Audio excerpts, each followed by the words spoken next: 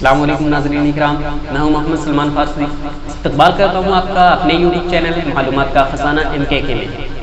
ناظرین اکرام، آج کی اس ویڈیو میں حضرت مفتی بدر عالم صاحب قبلہ مصباحی استاذ و مفتی جامعہ شفیہ مبارک پور نے آپ لوگوں کے ذریعے کیے گئے سوالات کے جوابات دیے ہیں، لہٰذا مکمل ویڈیو دیکھیے۔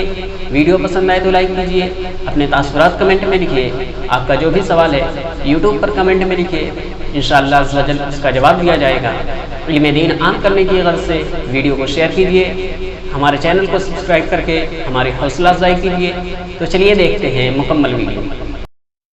کعبے کی رونق، کعبے کا منظر، کعبے کی رونق، کعبے کا منظر، اللہ اکبر، اللہ اکبر، اللہ اکبر، اللہ اکبر، دیکھوں تو دیکھے جاؤں برابر، دیکھوں تو دیکھے جاؤں برابر۔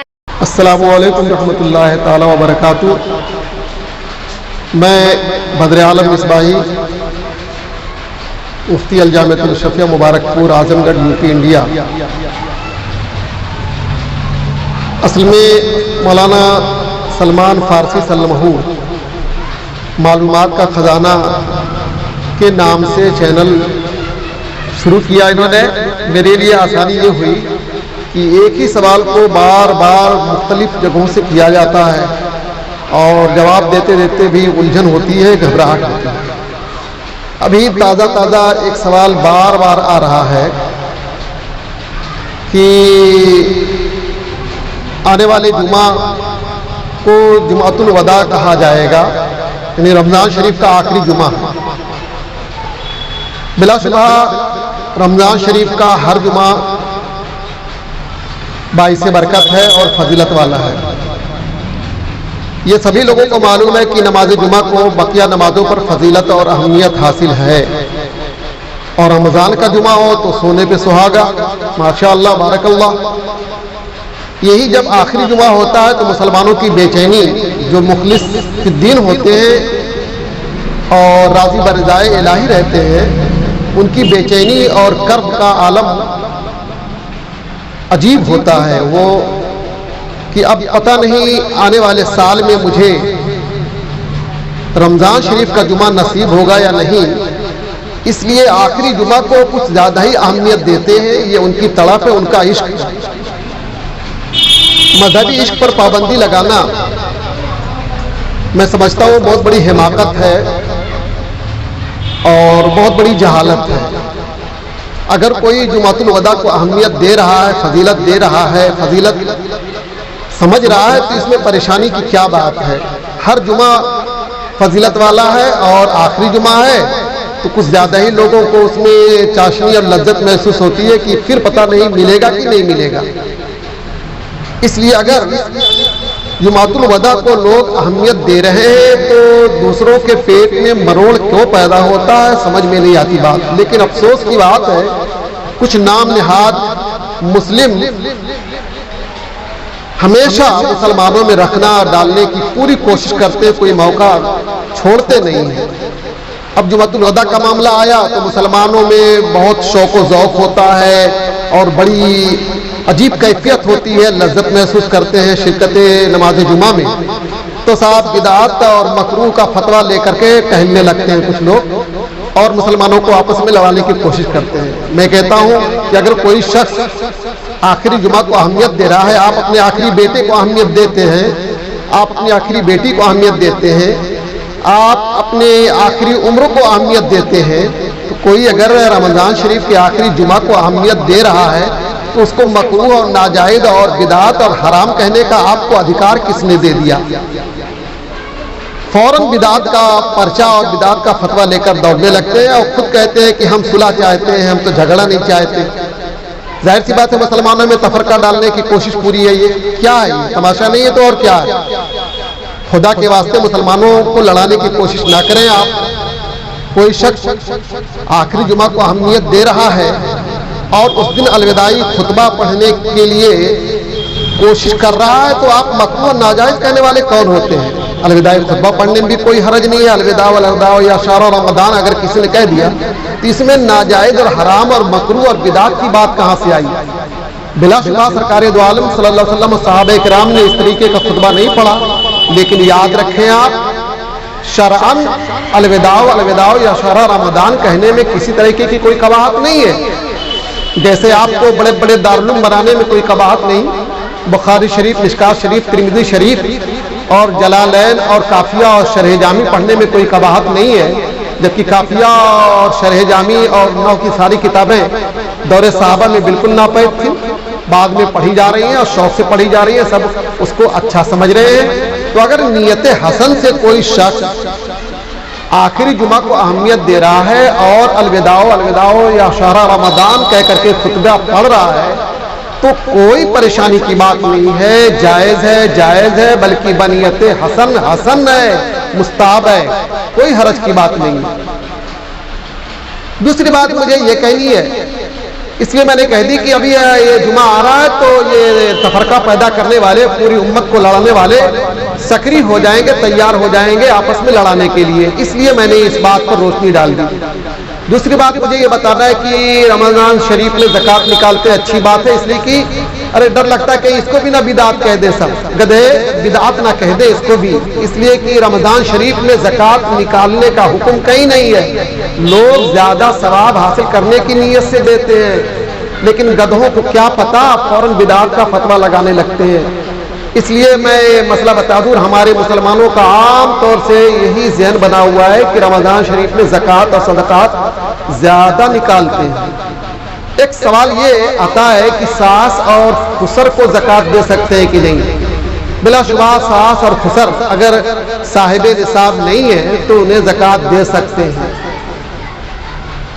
हाँ, अगरचे वो कमाने के लायक है लेकिन साहिब निसाब नहीं, तब भी उन्हें ज़कात आप दे सकते हैं, बिलाशुबहा दे सकते हैं। ज़कात किसको नहीं दे सकते उसको भी बगौर आप समाअत फरमा लें। जिनकी औलाद में आप आते हैं उनको ज़कात नहीं दे सकते, मसलन दादा दादी, बाप माँ, नाना नानी, इन लोगों को ज़कात नहीं दे सकते, आप उनकी औलाद में आते हैं। और जो आपकी औलाद में आते हैं उन्हें भी ज़कात नहीं दे सकते, इसीलिए नवासा नवासी, पोता पोती, बेटा बेटी को ज़कात नहीं दे सकते।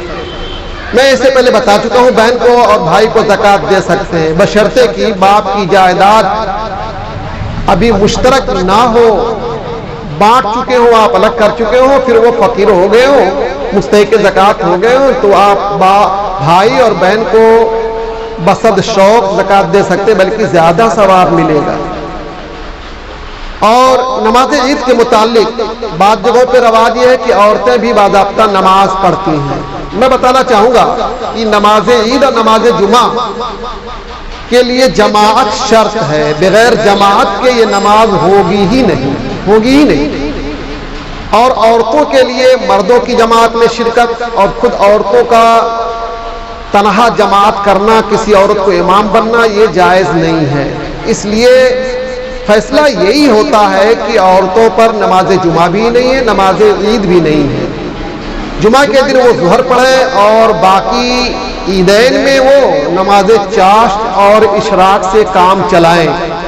तनहा अपने घरों पर औरतें बसद शौक, बहज़ार शौक नमाज चाश्त और इशराक अदा करें। और मेरे कुछ इस्लामी भाइयों ने ये सवाल किया है कि नमाज ईद से मुताल्लिक कि नमाज ईद 5-5 लोग करके अगर शहर में 50 जगहों पर पढ़े, बिलाशुबा 50 जगहों के अगर इमाम नमाज ईद के लिए आलिम उलमाए बलद की तरफ से, यानी मर्जे फतावा आलिम दीन की जानिब से मासूम हो, ला बासा भी कोई हरज नहीं इसमें। और एक ही मस्जिद में बार बार 5-5 लोगों की ईद की नमाज के लिए وہاں بھی معذور ہونے کی شرط ہے، لیکن آپ سمجھے کہ کھلواڑ ہو کر کے رہ جائے گا، نماز عید کی اہمیت تماشا بن کر کے رہ جائے گی، جواز تو پیدا ہو سکتا ہے لیکن تماشا بن کر کے رہ جائے گی۔ اس لیے ایک جماعت نے پڑھ لیا تو باقی لوگ نماز چاشت اور اشراق سے کام چلائیں۔ اللہ کریم توفیقات عطا فرمائے۔ جب مجبور ہیں آپ کو عذر لاحق ہے گورنمنٹ کی جانب سے، تو آپ پر نماز عید واجب ہی نہیں، ساقط ہو چکی ہے، تو کیوں پریشان ہو رہے ہیں اس کے لیے؟ حولان حول میں لوگ ڈسٹرب رہتے ہیں۔ حولان حول کا مطلب یہ ہے کہ کسی ایک تاریخ کو جس دن مالک نصاب ہوا بندہ، پھر آئندہ سال میں ایک سال کے بعد بھی اسی تاریخ کو مالک نصاب رہا، تو گویا ملک نصاب پر حولان حول پا لیا گیا۔ بیچ میں نصاب ڈسٹرب ہوا، ختم ہوا، اس سے کوئی فرق نہیں پڑے گا، حولان حول مانا جائے گا۔ اور اگر کسی شخص کے پاس 7 تولہ سونا ہے اور کچھ بھی کرنسی اگر ہے تو اس کرنسی کو چاندی کا قائم مقام رکھا جائے گا، سونے کو چاندی کی طرف پھیر دیا جائے گا اور ملک نصاب تیار ہو جائے گی، پھر زکوٰۃ واجب ہوگی۔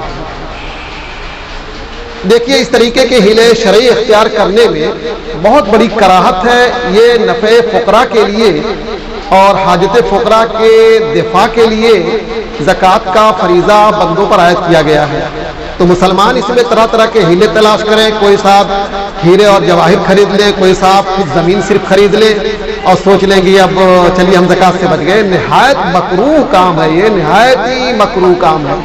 اس لیے ایسی باتیں نہ پوچھنی چاہیے نہ بتانی چاہیے لوگوں کو۔ بلا شبہ اگر کسی نے سارے سونا چاندی کو زمین کی طرف کنورٹ کر دیا اور زمین کو اپنی یوز کے لیے رکھا تو زکوٰۃ تو نہیں ہوگی۔ لیکن میرے بھائی یہ کتنی بڑی کراہت ہے اور کتنا آپ فقراء کے حق کو میں نقصان پہنچانے کی خوبصورت کوشش کر رہے ہیں۔ اللہ کریم اس طریقے کے ذہن کو دور فرمائے اور ہم لوگوں کو اس طریقے کے ذہنیت سے بچائے۔ مسلمانوں کے لیے ایک مشت سزاہی رکھنا، ایک مشت ہونے سے پہلے کترنا، کاٹنا، حلق کرانا جائز نہیں ہے۔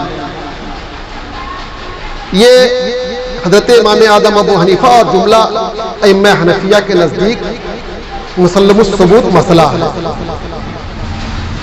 حضرت علامہ ابن حمام صاحب فتح القدیر جیسا محقق اور دانشور اور شان اجتہاد پر فائز عالم دین بہت جزم کے ساتھ فرماتے ہیں، اما الاخذ منها دونها فلم یبہہ احد، یعنی ایک مشت سے کم رکھنا، ایک مشت ہونے سے پہلے قطر دینا، کاٹ لینا، اس کو کسی نے جائز قرار ہی نہیں دیا۔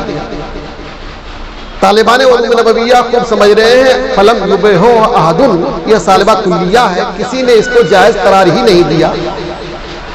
اس کا مطلب کہ یہ بڑے زور و شور اور بہت جزم کے ساتھ کہہ رہے ہیں، تو اس کا مطلب کہ ان کے دور میں اس کی اباحت علماء احناف کے نزدیک ہرگز نہیں تھی۔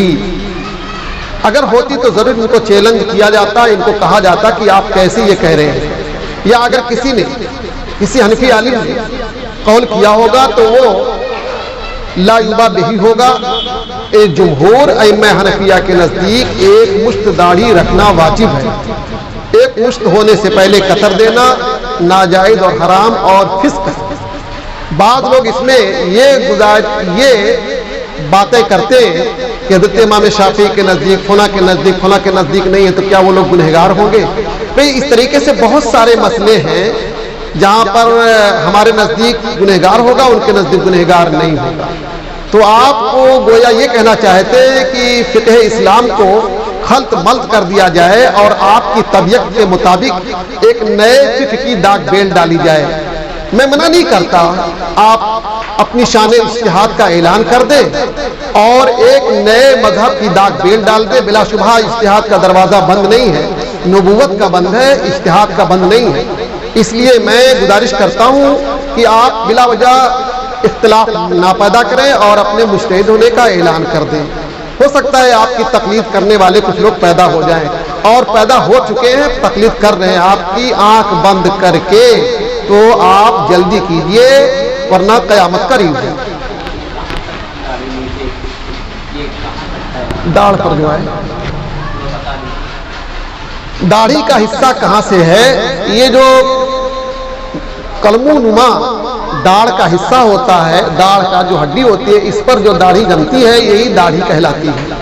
باقی رخسار پر جو بال ہوتے ہیں یہ داڑھی کے نہیں ہیں. حلق پر جو آتے ہیں بال یہ داڑھی میں نہیں آتے ہیں.